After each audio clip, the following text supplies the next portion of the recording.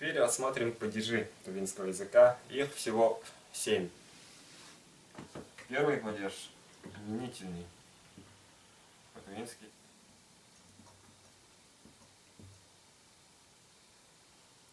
Адарның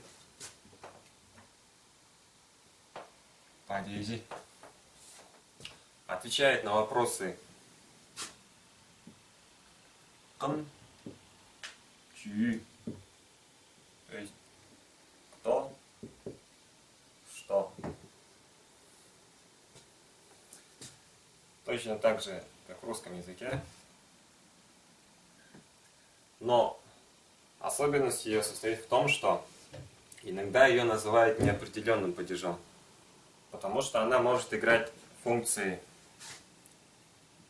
и родительного падежа, и дательного падежа, и направительного падежа.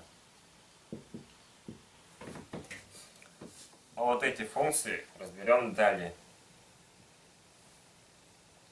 Например, слово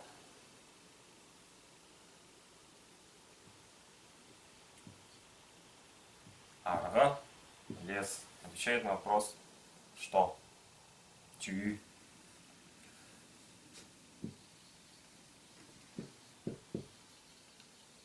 Что? В отличие от русского языка, в тувинском языке вопрос «кым», кто, относится только к человеку. Несмотря на то, что животные воодушевленные, они в тувинском языке отвечают на вопрос «чью?».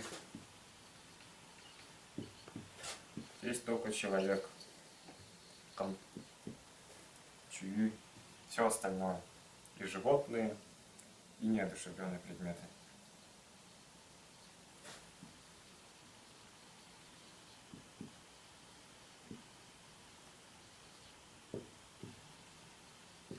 Неодушевленный предмет.